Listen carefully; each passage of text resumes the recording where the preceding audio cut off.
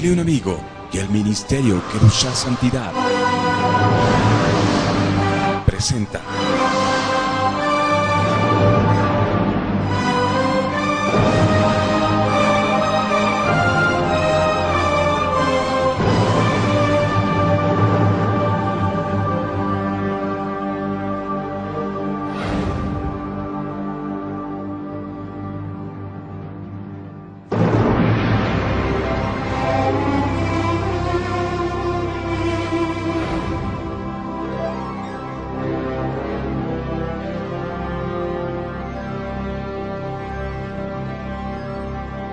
Misterios y Enigma. Evenu Shalom Aleichem, paz para todos ustedes. Bienvenidos a este su programa Misterios y Enigmas, donde estamos desentrañando las grandes verdades de la Biblia, la palabra de Dios. En esta oportunidad quiero darle la más cordial bienvenida a mi amigo y hermano, Yatensi Bonilla. Yatensi, ¿qué tal? ¿Cómo estás? Buenas noches. No, muy bien, y gracias por esta invitación. Estoy muy disfrutando estos programas sobre misterios y enigmas de la Biblia. Y ya hablamos el programa pasado sobre cómo se formó qué lengua se usaron para el Antiguo Testamento, y ya Arturo va a anunciar qué vamos a tratar en este programa número 2. Fantástico tema el que estamos desarrollando. Yo quiero agradecer a todos nuestros amigos y hermanos que no solamente acá en el Ecuador, sino en el mundo entero se están comunicando con nosotros vía correo electrónico y también llamadas telefónicas. De verdad que estamos muy agradecidos al Eterno por la oportunidad que nos da para predicar el mensaje de la palabra de Dios desde Ecuador a todo el mundo. Pastor Arturo Norero, ¿qué tal? ¿Cómo va, Che?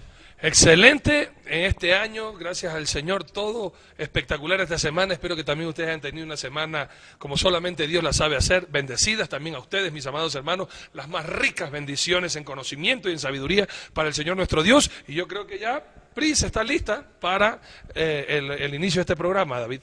Perfecto, vámonos con Priscila.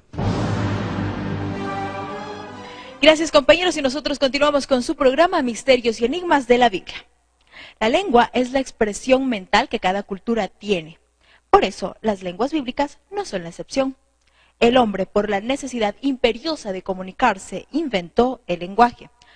Las culturas antiguas eran culturas naturalistas, por lo que ellos expresaban lo que ellos eran. Los textos más antiguos de la Biblia fueron escritos en cananeo, pero este estilo se perdió con el tiempo. Debido a esto, las ciencias bíblicas nos enseñan a revisar el concepto de inspiración. Como advertimos, la evolución de las lenguas obligatoriamente nos hace pensar que se trata de una inspiración verbal, en forma de dictado, sino el fruto de un largo proceso donde el Espíritu Santo inspiró a los agiógrafos, los copistas y a quienes se encargaban de traducir a otras lenguas. La Torá en el Antiguo Testamento tuvo 3 procesos de traducción: del cananeo al hebreo arameo, del hebreo arameo al arameo, del hebreo arameo al griego.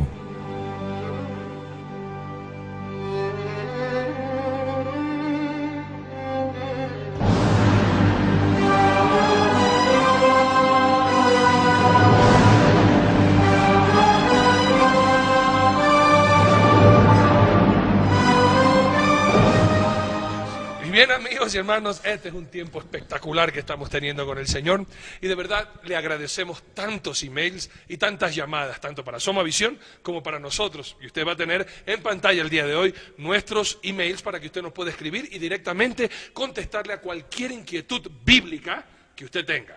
Ahora, si no es bíblica, pues de verdad ahí sí, al menos conmigo no cuenten. Cualquier cuestión bíblica, pero si usted quiere saber por qué los gallos no tienen muela, no me llamen a mí, porque eso entonces ya no lo podríamos verificar ni en la historia ni en la Biblia. Pero cualquier pregunta bíblica para entusiasmarnos y animarnos, por favor, hágalo con toda alegría. Yo tengo la bíblica. ¿Por Sí. qué las suegras molestan? Bueno, eso sí es verdad. Por eso es que siempre se enferman, para que el Señor les haga el milagro, como hizo con Pedro, y sanó a su suegra para que las ponga a servir.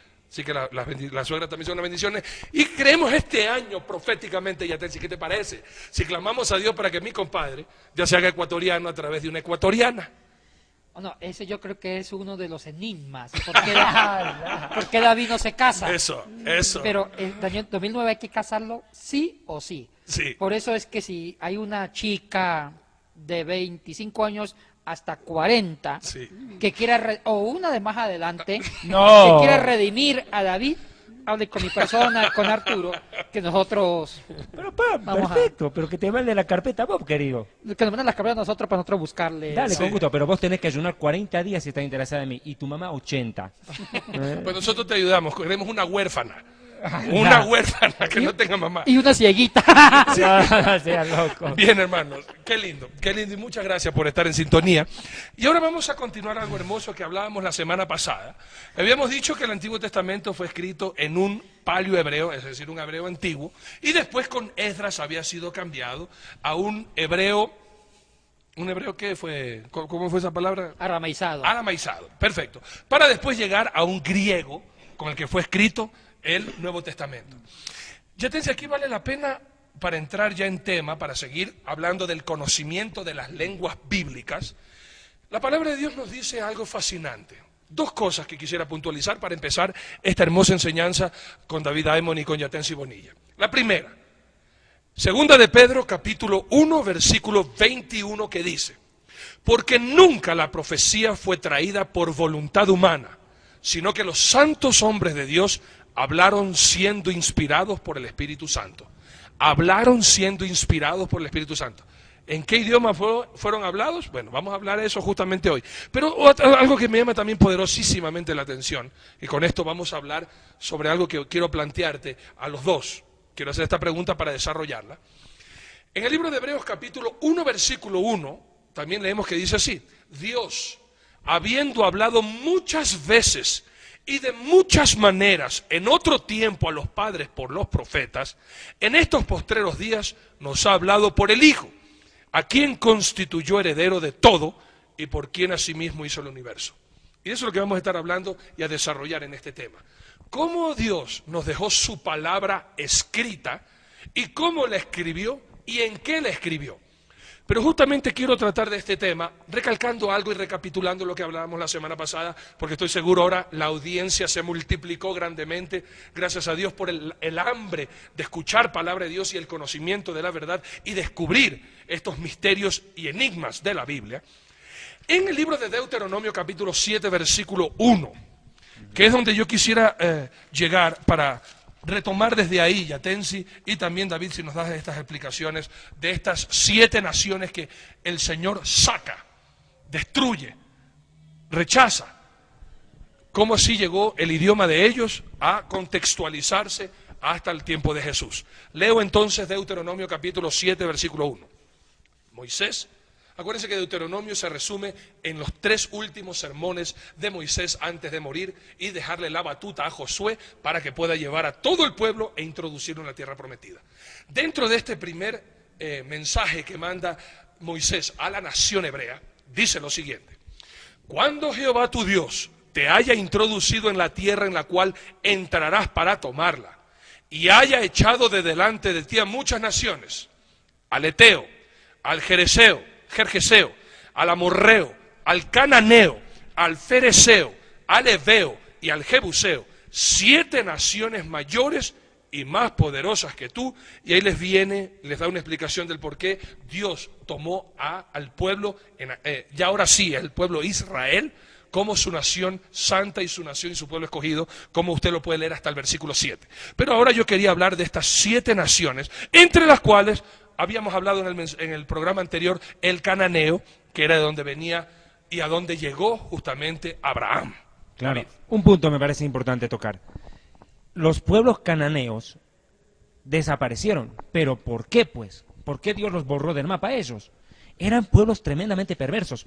Cuando uno mira Levítico 18, cometieron toda clase de inmoralidad, incluyendo zoofilia, sexo con animales, el incesto era el pan de cada día. Permitime, Levítico 18, versículo 26, guarden pues ustedes mis estatutos, ordenanzas, y no hagan ninguna de estas abominaciones, ni natural ni extranjero que mora entre ustedes, porque todas estas abominaciones hicieron los hombres de aquella tierra, que fueron antes que ustedes. Y la tierra se refiere a la tierra de Canaán, como es el primer nombre que le da la tierra. Eretz Canaán, o tierra de Canaán, luego llamada Eretz Israel, tierra de Israel, fue contaminada, no sea que la tierra los vomite por haberla contaminado como vomitó a la nación que la habitó antes que ustedes. Imagínate, ¿por qué Dios hace exterminio de estos pueblos? Por su inmoralidad. Pasan a la historia como pueblos juzgados por Dios por inmorales, pero dejan un idioma que a la postre es la base para la escritura, ¿verdad? Claro, David. Que es la lengua cananea, como lo dijimos la semana pasada, el cananeo es el primer hebreo, paleohebreo, así lo llaman los eruditos, y posiblemente con esa lengua se escribe la ley, pero después Esdras cambia las letras cananea por letras arameas, que con las letras arameas, hasta el día de hoy, es la misma letra para el hebreo moderno. Ahora, aquí hay algo importante que quiero puntualizar, y es de mucha importancia para lo que estamos hablando. Cuando viene el pueblo judío, israelita o hebreo, como se le quiera llamar, y toma la tierra de Canaán como la tierra prometida, había una tribu dentro de ese gran territorio que se llama la tribu o el pueblo fenicios. El pueblo fenicio era el pueblo más erudito, más culto, más literato, eran comerciantes. Y escuchen lo que voy a decir. Los fenicios llevan el alfabeto cananeo a Grecia. Es por eso que la lengua griega es hija del cananeo. Así de sencillo. Descendiente directo. ¿Sabe cómo conocieron los griegos la escritura hebrea? Le llamaron escritura fenicia. Pensaban que los fenicios la habían inventado. Exactamente. O sea, no perdamos, el griego es hijo del cananeo. Por eso hay tanto parecido. Partamos de un pequeño detalle. Miremos Aleph alfabeto. es alfa, beta Muy bien, es bet, David. gamma es gimel, dalet es delta. Así, usted lo ha dicho. El alfabeto griego tiene 24 letras, el alfabeto cananeo 22. Pero mire qué hacen los griegos. Los griegos toman el alfabeto cananeo, que son 22 letras, la pulen las figuras y fundan el alfabeto griego. Empecemos tomando unos ejemplos. La primera letra del cananeo es Aleph. Los griegos toman la Aleph, que era la cabeza de un toro, pulen, paran y fundan el alfa mayúscula. No había minúsculas todavía en el griego tampoco. La segunda letra es Bet. Los griegos la llaman beta. La tercera letra del alfabeto cananeo es Gimel. Los griegos la llaman la gamma. Van puliendo. La otra letra, la Dalet, es la letra cananea. Los griegos la llaman la delta. Y así sucesivamente. Ahora, los trazos, la forma, los jeroglíficos, el dibujo de la letra griega es directamente del cananeo, ya no del arameo. O sea, que los cananeos fueron tan gigantes que no solamente inspiraron a los hebreos para que tomaran o hicieran la lengua hebrea, sino que también inspiraron a los griegos que funden la lengua griega en base al seno del cananeo. Increíble que el cananeo inspiró el hebreo de los judíos y también inspiraron la lengua griega de los griegos. De los cananeos. Sale todas estas dos. Una preguntita que viene ahorita a mi mente. Dos preguntas más bien. Ya para este entonces que tú estás hablando del griego este que va a llegar, ¿dónde se escribían ahora las escrituras? ¿Dónde se hacían?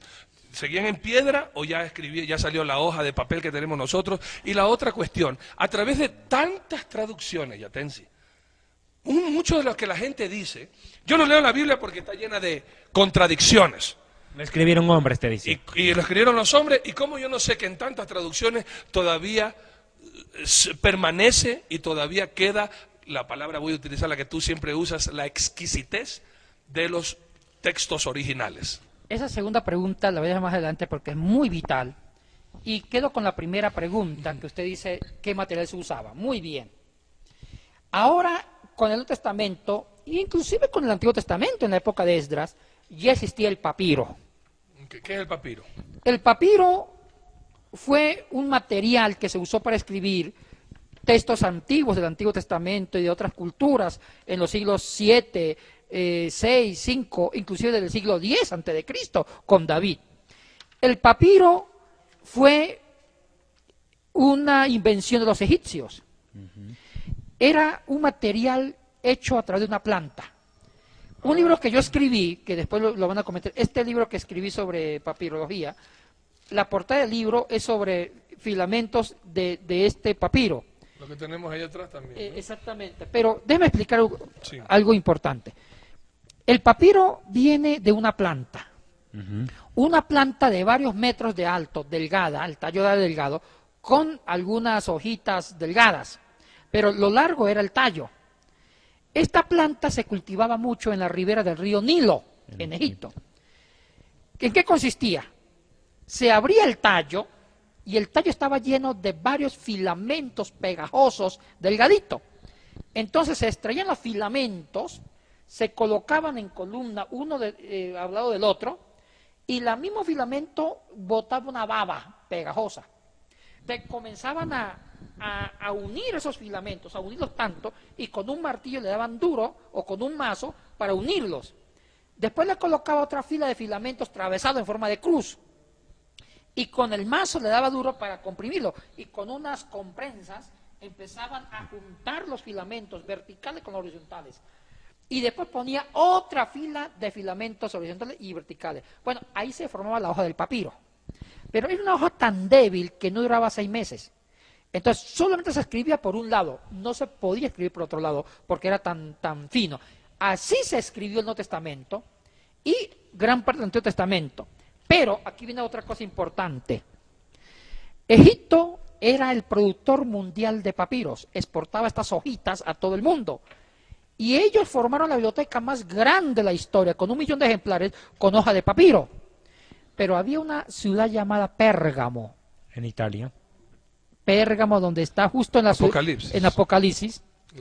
Y el rey de Pérgamo, Átalo, quería formar otra biblioteca como la formaron los alejandrinos.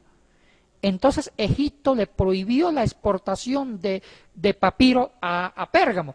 Entonces el rey Átalo, que no era nada tontito, inventó una nueva forma de papel. ¿Y sabe qué fue? El pergamino. Pergamino viene de Pérgamo. ¿En qué consistió este material? Consistió en cuero de ternero. Mataban los terneros muy jovencitos, era un cuero dócil, fresco, blando, y con cal, con un tratamiento, formaron el pergamino, que era mucho mejor que el papiro. Dura más. Y dura más. El pergamino era más caro, más costoso, pero más duradero. Entonces, también gran parte del Nuevo Testamento se escribió también en pergamino y papiro, el Nuevo Testamento. Ahora, hay una cosa importante. ¿Qué usaban ya usaban la tinta, pero la tinta todavía no era la tinta china, como la conocemos ahora.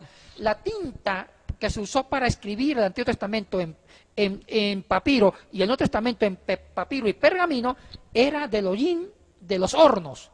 Cuando se calentaba un horno, el horno dejaba cierto hollín y ese cenicita, ese polvito, lo mezclaban con agua y lo ponían en un cálamus. ¿Qué era un cálamus? Era un trozo, un tronco, como esfero, que le hacían hendidura. Le metían el hollín con agua arriba del cálamus y cuando se escribía iba botando esa tinta que servía para dejar dibujada la letra. ¿Eso lo usaban también para los ojos las mujeres? Bueno, ahí sí no tengo un buen conocimiento. Lo que sé que se usaba era más para el tema de la escritura. Ahora, ¿con qué se borraba? Yo quiero tomarme un cachito de esto, ¿eh? Cachito en mi país es momentito. Permíteme, por favor. Perdón. Este texto es fantástico, del doctor Yatensi Bonilla, descubriendo el misterio del texto bíblico, y acá está la explicación en detalle de lo que Yatensi está hablando. En la página 61 del libro está explicando perfectamente cómo era un pergamino y todo ello, cómo se formó el texto bíblico. O sea que si usted desea esta explicación escrita, este material es fantástico. Hay que adquirirlo. Pero hay algo que me parece formidable. Oye, hagamos un paréntesis. Judío que no vende no es judío, tú dices. Claro, que ayudar también a otro. ¿Dónde vendes esto? ¿Dónde puedo conseguir Bueno, esto? el problema es que ya se agotó la edición. Pero se Y la lo saca vamos, nueva. Con motivación y desarrollo, y Semisud vamos a sacar una segunda edición mucho más revisado, que ya estamos informando mucho más Ya le estaremos corregido avisando, y más bonito Corregido Bien. y aumentado. y aumentado. Permíteme algo aquí, a esto, me parece profundizar. Tomo el texto de Yatensi, que se utilizaba para borrar rasorum novacula. Ese era para borrar, porque ¿qué tal si había un error en la transcripción? ¿Con qué se borraba? O sea, no es que era una tinta indeleble que no se podía borrar. Hay algo que me permitís, por favor, mencionar. Yatensi toca una puntualización importante. Antes del pergamino quiero volver al papiro. Las traducciones, eso lo vamos a ver en los siguientes programas, varían, ¿no es cierto? Voy a tomar una versión judía, una versión hebrea de la Torá, Y quiero ver, por favor, un versículo que me parece interesante. Permíteme, aquí está, el verso 3 de Éxodo 2, versión judía. Es un poco diferente a la Reina Valera. Cuando Moisés es lanzado en una canasta sobre el río Nilo para protegerlo de la muerte, dice que no pudiendo ocultarlo por más tiempo a Moisés, tomó una cesta de caña de papiro y la calafateó con alquitrán y brea y la colocó en ella al niño, a Moisés, y lo puso entre las cañas a la orilla del río. Vea, o sea, ahí el versículo bíblico hebreo demuestra que el papiro era de origen egipcio. Claro. Fantástico el versículo. Claro, la Reina Valera no lo menciona así. Se llama arquilla de juncos nomás, dice. Pero, arquilla de juncos, pero acá se refiere a papiro en el texto original. Perdón. Sí, esos son los materiales que se usaron para parte del Antiguo Testamento y también Nuevo Testamento, que fue el Nuevo Testamento, el pergamino, que fue mucho más, más aventajado, duraba más fino, más caro, y el papiro y pergamino. ¿Qué era el palimpesto?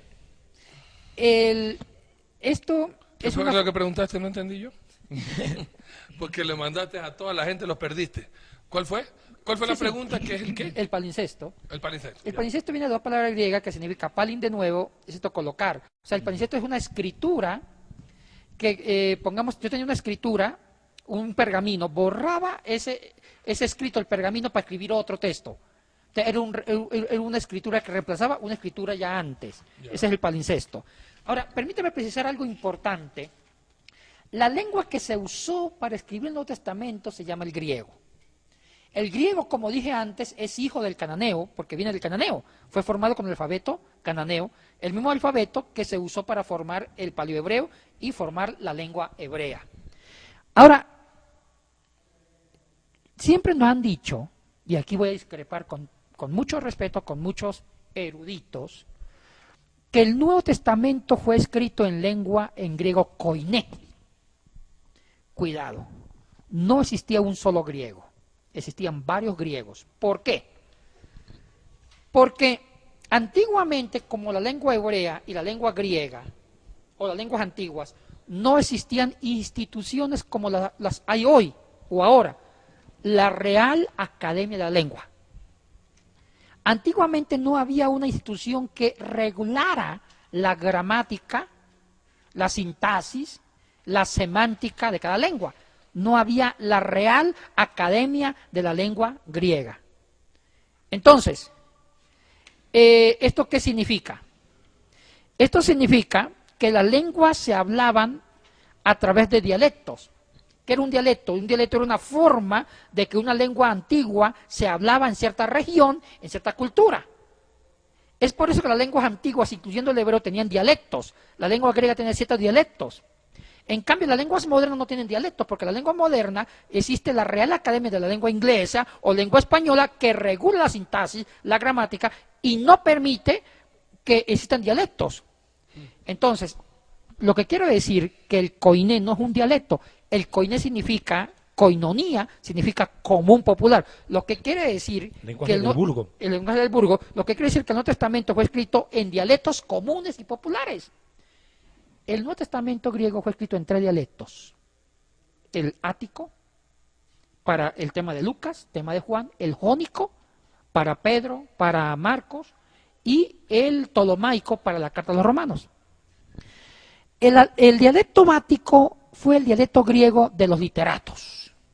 El dialecto rico, clásico, el dialecto fino, bien tejido, el dialecto que usó Aristóteles para escribir la metafísica, escribir la ética Nicómaco, el dialecto que usó Platón para escribir la República. Y el jónico era el dialecto de los poco cultos, del burgo, de los artesanos, era el griego feo, el griego horrible. Y el tolomaico era el griego jurídico de los abogados. Yo te quiero hacer una pregunta y enseguida quiero que no me la contestes porque vamos a dar el paso a Priscila, que ya está lista con un hermoso reportaje. ¿Por qué si Jesucristo hablaba arameo? ¿No, verdad? Sí. Y sus discípulos hablaban arameo. Sí. Ellos se comunicaban a través del arameo. ¿Cómo así fueron escritos entonces en griego? Si ellos hablaban arameo, ¿por qué escribieron en griego? Piensa en esa respuesta y nosotros nos vamos a un pequeño reportaje con la Priscila. Priscila, dale. Hoy les presentamos un reportaje de cómo se elabora un papiro. Y qué mejor que el pastor Arturo Norero para indicarnos desde la ciudad del Cairo cómo se realiza. Vamos a ver este reportaje exclusivo desde Egipto.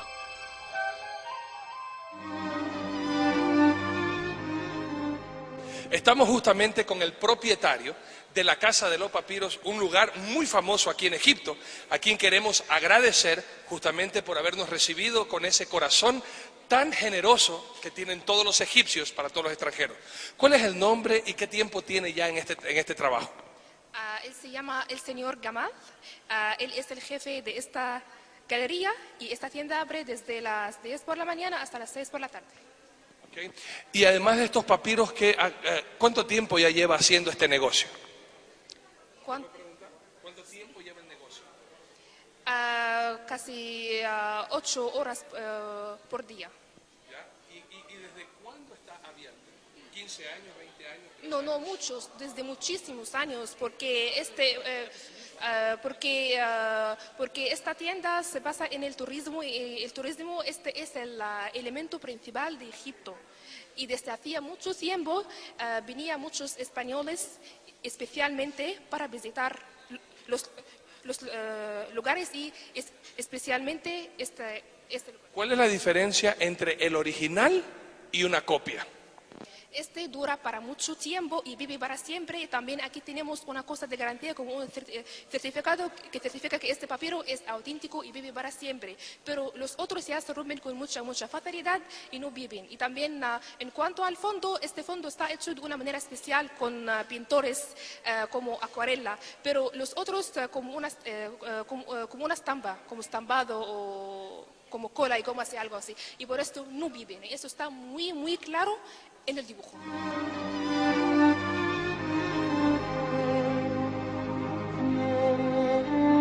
Ahora aquí dentro de Egipto tenemos algo increíble.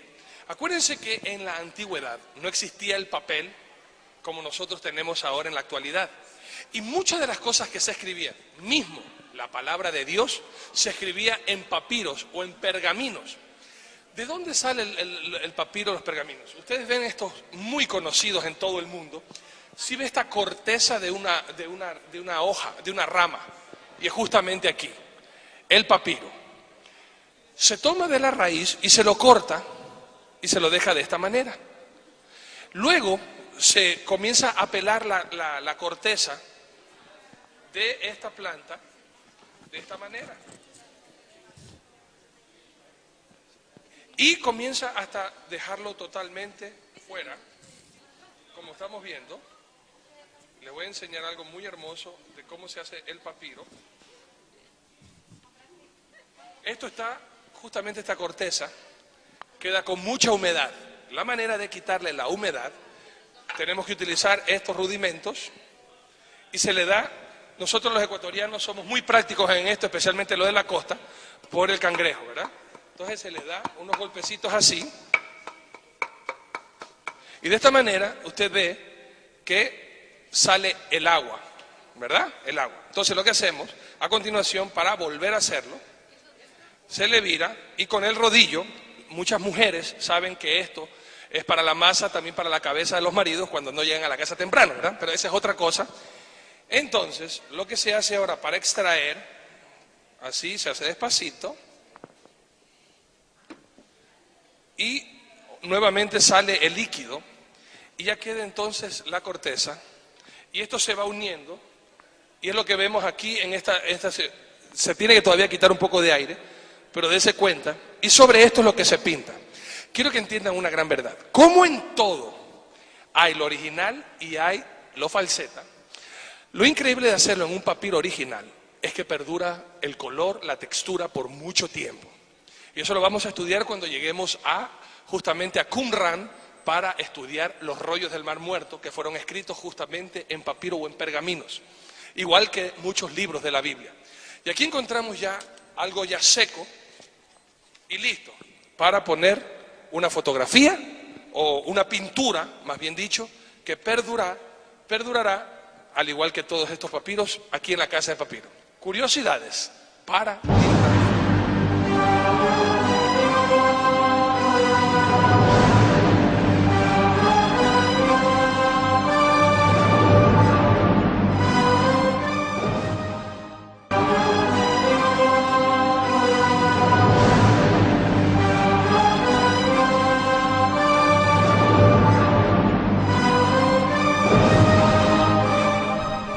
amigos y hermanos, qué gusto que sigan en sintonía y gracias por sus llamadas, sus inquietudes, sus motivaciones a seguir adelante. Y también queremos motivarle a usted, por favor, llame a sus amigos, llame a sus familiares, digan que sintonicen este programa y recuerden que estamos al mundo a través de www.dileunamigo.org.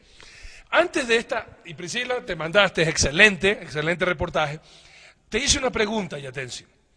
Si Jesucristo hablaba arameo, si sus discípulos hablaban arameo, ¿cómo así entonces fue escrito en griego? Y hay dos versículos bíblicos que me llaman poderosamente la atención y de pronto tú me puedes enseñar, porque yo he escuchado a mucha gente, especialmente hay una secta que son de los judíos falsamente llamados judíos mesiánicos. No son judíos. Falsamente llamados, por eso digo, falsamente, que hablan en el hebreo, que Jesucristo habla en hebreo y todo lo demás. Pero hay algo que me llama a mí poderosamente la atención y quisiera retarte a esta pregunta. Juan capítulo 7, versículo 33 al 35, para entender el 35, que es donde quiero hacer énfasis. 33 al 35. Juan 7. Entonces Jesús dijo, todavía un poco de tiempo estaré con vosotros e iré al que me envió. Me buscaréis y no me hallaréis, y a donde yo estaré, vosotros no podéis venir. Entonces los judíos dijeron entre sí, ¿a dónde será este? ¿A dónde se irá este? Que no le hallemos. ¿Se irá a los dispersos entre los griegos y enseñará a los griegos? Y también en Juan 12:20, la palabra de Dios me dice esto, que esto aquí de verdad me rajó el cerebro. 12:20, dice así, había ciertos griegos entre los que habían subido a adorar en la fiesta. Estos pues se acercaron a Felipe, que era de Betsaida de Galilea, y le rogaron diciendo, Señor, quisiéramos ver a Jesús. Y de ahí Jesús habla con ellos. La pregunta es, ¿o Jesucristo hablaba otros idiomas a más de lo que él hablaba? ¿O los griegos que fueron a hablar con Jesucristo hablaban el idioma de Jesús? ¿En qué idioma predicaba Jesucristo? ¿Y por qué, si no era griego, los evangelios fueron escritos en griego? La pregunta es y algunos del Nuevo Testamento. La pregunta es, ¿en qué idiomas predicó Yeshua? Es verdad. Yo como le digo a mis alumnos cuando estoy dando clase, digo, muy buena pregunta, mijito. ¡Viva Colombia! Ahora, hagamos un recorrido histórico, siglo IV a.C., desde el exilio. Okay. ¿Cuándo se perdió el uso del hebreo, que es hijo del cananeo? Muy buena pregunta. Cuando Babilonia conquista el reino del sur, porque ya el reino del norte ya había sido conquistado antes. Te paro un ratito, estás yendo muy rápido. Reino del norte, reino del sur, ¿de qué estás hablando? Gente que, yo sé que tienes que retroceder hasta David, Salomón, Jeroboam y justamente con Josías, pero necesitamos ubicarnos en el contexto porque la gente ahorita los perdiste. Lo que pasa es que cuando David gobernó las 12 tribus, Ya. las tribus del norte y las tribus del sur. Entonces Israel se dividió, 2 tribus del sur y 10 del norte. Ahora, En la época de Salomón. en la época Cuando de se muere. Salomón. Cuando muere Shlomo, muere Salomón. Entonces, Roboam, hijo de cuando muere David, sucede el trono Salomón y Salomón sigue gobernando las 12 tribus, pero el hijo de Salomón, Roboam, Roboam, hizo caso a los consejos de los jóvenes y empezó a cargarle el impuesto a los del tribu del norte. Entonces se divide. con Jeroboam. Roboam sigue el norte y la descendencia de David, Salomón, Roboam sigue la tribu del sur, que estaba Judá. Una de ellas era Judá. Y hay 2 pueblos, siguen 2 historias diferentes. La historia de Israel del norte, la historia de Israel del sur. Disculpe que diga esto así. Bien dicho. Entonces, el norte no tenía una sucesión por sangre. El que era rey del norte era por cuestiones políticas. En cambio, las tribus del sur, una de ellas Judá, sigue la sucesión de la descendencia de David. Perfecto. Eso le dio más estabilidad política al reino del sur. El reino del norte cayó rápido. A manos de Asiria. Exactamente, a Sí, manos de de la- Asiria, en el año 721 o 726, Samaria, que era el centro, es destronado en el 726. Pero el sur aguantó hasta el 586. Recién en el 586 antes de Cristo son tomados por los babilónicos. Así Y aquí viene, me conecto de una vez. Babilonia, que conquista a Jerusalén y a las tribus del sur, Babilonia sabía hablar arameo. Era la lengua de los babilónicos, el arameo. El rey Nabucodonosor. Expliquemos y la destrucción del segundo templo del primer templo de Jerusalén. Exactamente. Ellos toman a Jerusalén se llevan deportados a Babilonia e imponen el arameo desde el 586 en los que quedaron en cautivos en su propia tierra. Es que no quiero decir la tierra de Palestina para... Hablemos de la tierra de Israel. De Israel, de la tierra de Israel, para no provocar... Eretz Israel. Porque ahorita va a invitar un caldito de costilla y quiero que invite, y no quiero que me prive el caldito. Sí. Entonces, le imponen el arameo y empiezan a hablar arameo a partir del siglo V antes de Cristo. Y el hebreo desaparece poco a poco. Y el arameo se impone hasta la época de Jesucristo. O sea que lo que hablaban era el arameo. Y el hebreo se fue desusando, no se usaba, fue desapareciendo. Y cuando aparece Jesucristo, le tocó aprender arameo. El arameo se convirtió en la lengua nativa, la lengua madre de los judíos de Israel. Entonces llega otro imperio, 333, Grecia. Como siempre, conquistan, imponen el griego. Pero fue tan difícil desarraigar el arameo. El arameo siempre fue la primera lengua y ahora hablaban una segunda lengua que era la lengua internacional, el griego. En conclusión, Jesucristo hablaba su lengua materna, era el arameo galilaico, y tenía una segunda lengua, el griego, de corte más jónico. Ahora, aquí una pregunta que usted la hemos discutido con David. La Biblia del Antiguo Testamento, ¿en qué estaba escrito? En hebreo. Ahora, como ya no se leía en hebreo, ¿ahora qué hacen los judíos? Claro. Los rabinos, los escribas, los doctores de los siglos 4, 3, 2, 1 antes de Cristo y siglo 1 y 2 después de Cristo, les toca traducir. Los jajamim, jajamim en hebreo sabio, traducen los abuelos padres al Targum arameo. Exactamente. Los Targumim. Nacen un nuevo texto del Antiguo Testamento, que es la traducción del hebreo, que ya no se usaba ni se entendía, al arameo. Esa traducción del hebreo al arameo se llama los Targumim, que es plural, o Targum, que es singular. Y es por eso que la versión del Antiguo Testamento, los tiempos de Cristo, estaba en arameo, que eran los Targumim. El texto hebreo ya había desaparecido. Y también traducen al griego, que ya comentamos en el programa anterior. En el año 250 traducen del hebreo al griego, que se llama la traducción de los 70. Yo tengo una pregunta. Al hablar, es cierto de que uno no estaba en aquella época, tendríamos que viajar al tiempo, pero ¿cuánta diferencia había en la pronunciación entre el hebreo y el arameo? Yo me imagino que era como el portugués y el español, que no eran tan discordantes, tan diferentes. Eso quiero que usted hizo una comparación que es muy legítima. El hebreo y el arameo eran lenguas muy afines. El que sabía hebreo podía entender el arameo y el que sabía el arameo entendía el hebreo. Qué bueno. Porque el hebreo y el arameo se usaban las mismas letras. Porque el hebreo aramizado, el hebreo usaba letras del arameo y el arameo ya era propiamente el arameo. Es como el portugués y el español. El que sabe español puede entender a una persona que habla en portugués. Y el que sabe portugués entiende el que habla en castellano. Pero aquí todavía es mucho más similar. Por lo menos un ejemplo, para decir camello, en arameo se decía gamal, en hebreo gimel, claro.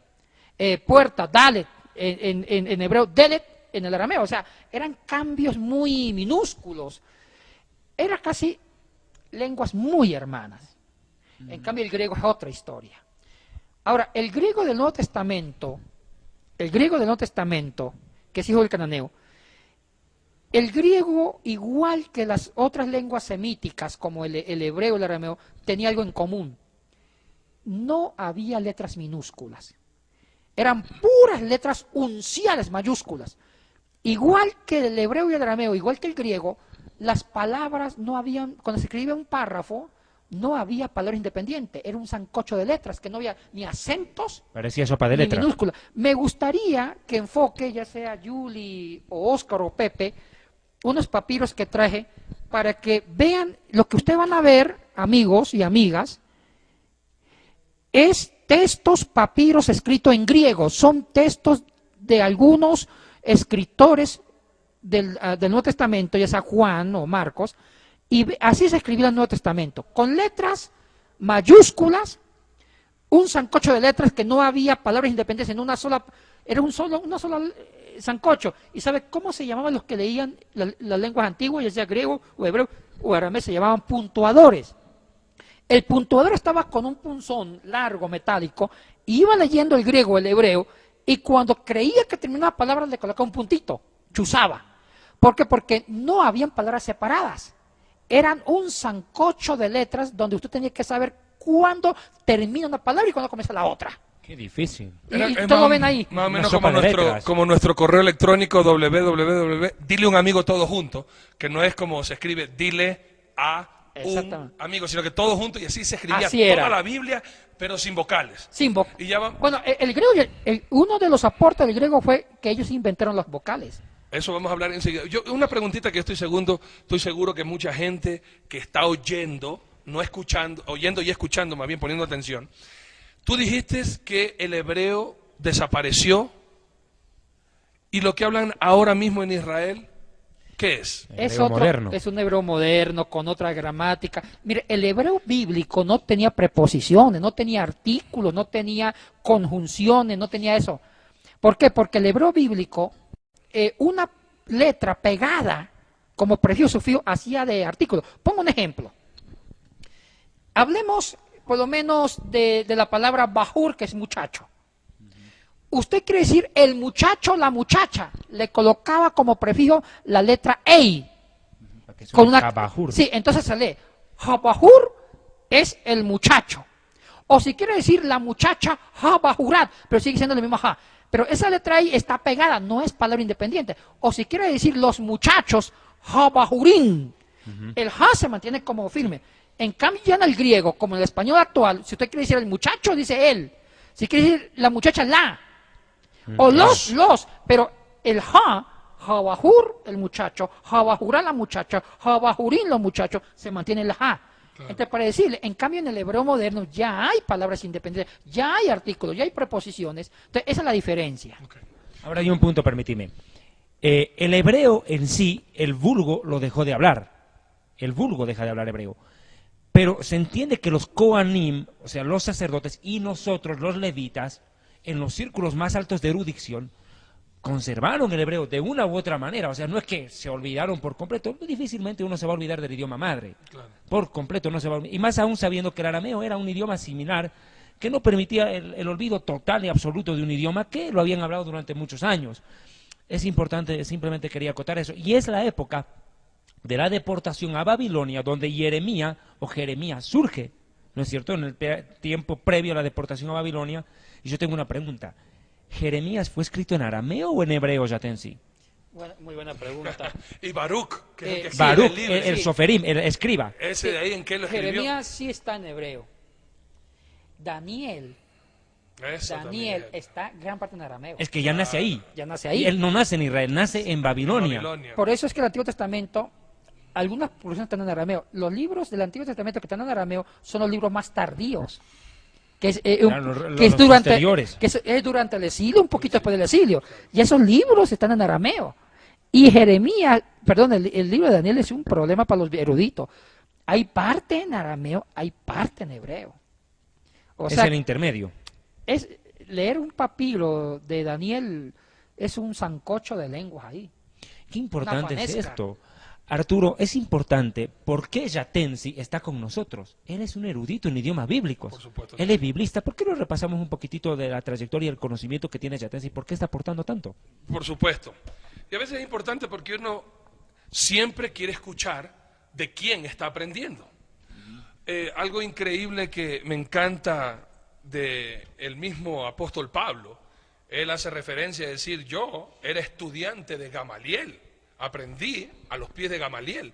Y si usted lee en el libro de Hechos, Gamaliel era uno de los fariseos más prestigiosos y de mayor renombre y de sabiduría en todo el Sanedrín, es decir, en el concilio de todos los fariseos, donde emitían y justamente hacían interpretaciones de la justicia. ley. ¿Quién es Yatensi Bonilla? Permítame leerlo porque es muy extenso, para que usted sepa de quién está aprendiendo. Y bendito sea el Señor, toda la gloria es para el Señor. Mismo los títulos que podamos tener, todo eso es basura comparado a la gran salvación que Dios nos ha dado, pero siempre es bueno reconocer. Y a veces una persona dice, oye, esos hombres ya comienzan a alabarse entre ellos. Vamos a la Biblia, ¿no? Antes de darle quién es Yatensi Bonilla, yo tengo que decir algo que dice la Biblia. Así dice el Señor tu Dios. 1 Tesalonicenses 5, 12 y 13. Os rogamos, hermanos, que reconozcáis a los que trabajan entre vosotros y os presiden en el Señor y os amonestan, y que los tengáis en mucha estima y amor por causa de su obra. O sea, es bíblico que tengamos que reconocer quiénes somos delante del César Señor. lo que es del César. Por supuesto. El diablo siempre te quiere decir, tú eres una basura, un ignorante, no sirves para nada. El Señor te dice, tú eres mi hijo en quien tengo complacencia. Eten Siboney es reconocido biblista. Ha realizado sus estudios en diversas instituciones teológicas, como el Seminario Mayor de San José en Bogotá, Universidad Javeriana de Colombia y Pontificia Universidad Católica del Ecuador, obteniendo grados de licenciatura en Filosofía, maestría en Biblia, egresado del doctorado en Ciencias Bíblicas, especializándose en idiomas bíblicos, hebreo, arameo, griego y latín, licenciado en Ciencias Religiosas por la Universidad Autónoma de Quito y doctor en Teología por la Visión International University, catedrático del Seminario Sudamericano y otros seminarios teológicos dentro y fuera del país, sin mencionar estudios bíblicos con rabinos y también jesuitas en Roma. Aclarando que él fue sacerdote católico. Así es. Ya con eso, y judío, es decir, jesuitas, que son los más estudiosos, historiadores profundos en investigaciones bíblicas. Ese es nada más y nada menos que este amigo que saliendo de aquí nos va a invitar a un sancocho, David. Buen almuerzo. Entonces, volviendo nuevamente a estos textos, ¿por qué entonces fue escrito en griego si Jesucristo hablaba en arameo, o Jesucristo, ahora que bien aprendemos, hablaba arameo y griego, pero no hebreo? Exacto. Aquí hay algo muy importante y muy bonito. Este es un trabajo de los eruditos que se rascan se las vestiduras. Jesucristo, mucho de sus logias, de sus dichos, de sus predicaciones, de sus sermones, lo dijo en arameo. Un ejemplo, el Padre Nuestro. Las bienaventuranzas. Y el Padre Nuestro también fue, Jesucristo no inventó la agua tibia, sino que tomó antiguas oraciones judías como el Cádiz. El Cádiz, son los 7 pasos del Cádiz. Que el que se lee el Cádiz sabe que es muy parecido al Padre Nuestro. Quiero explicar qué significa Cádiz. Es la oración más importante del judaísmo, con la midá. Es la santificación, quiere decir Cádiz. De ahí viene el ministerio nuestro, Kedushá, que es santidad. El Cádiz y el Padre Nuestro tienen los 7 pasos del Cádiz. Exacto, muy de acuerdo con él. Era un rabino. Entonces Jesús compuso esta oración del Padre Nuestro tomando una oración judía, el Cádiz, que ya existía. Pero le hace sus adaptaciones, lógico que sí. Ahora, Jesús lo dijo y oró en arameo galilaico. La bienaventuranza lo dijo en arameo galilaico. Ahora, lastimosamente, no digamos lastimosamente, sus discípulos, los que compusieron los evangelios, como Mateo, Juan, Marcos y Lucas, escriben los evangelios en griego. Ellos traducen los dichos de Jesús o algunas predicaciones de Jesús que la dijo en arameo, como la bienaventuranza y el Padre Nuestro lo dijo en arameo, lo traducen al griego. Y aquí viene la pregunta picarona de los eruditos, de los papirólogos. Dicen, cuando sus discípulos traducen ciertas predicaciones de Jesucristo del arameo al griego, ¿cambiaron algo? Y yo tengo otra pregunta antes de ir al corte, amigos televidentes. Enseguida nos vamos a un corte, pero yo tengo otra pregunta más.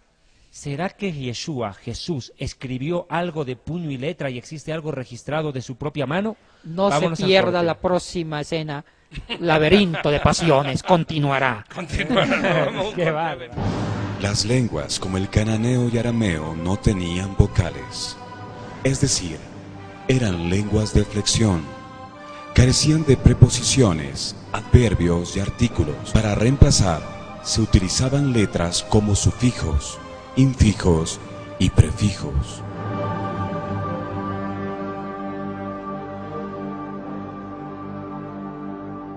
La palabra de Dios en Juan 8:43, como que Jesús se enoja y dice, ¿por qué no entendéis mi lenguaje?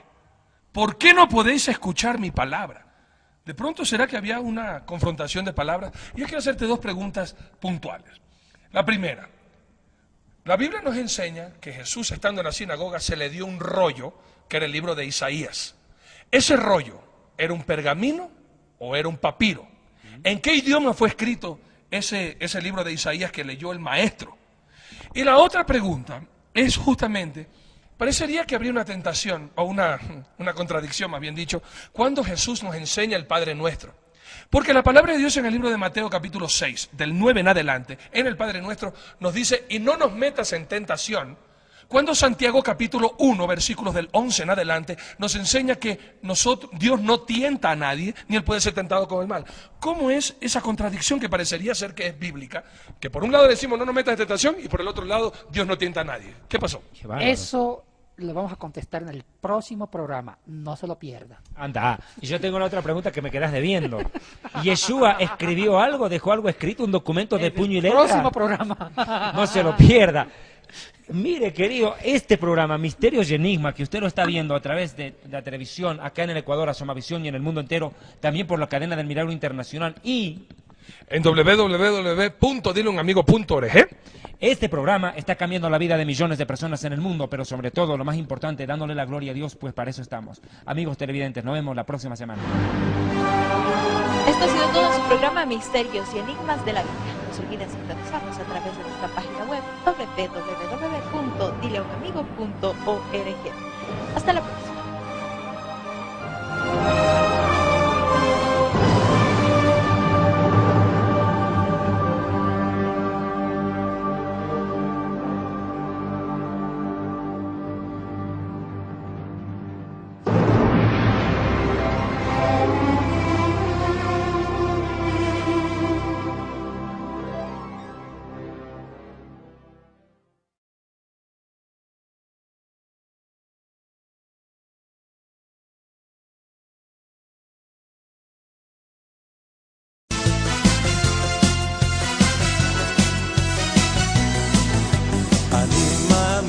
אני מאמין באמונה שלמה בביאת המשיח. אני מאמין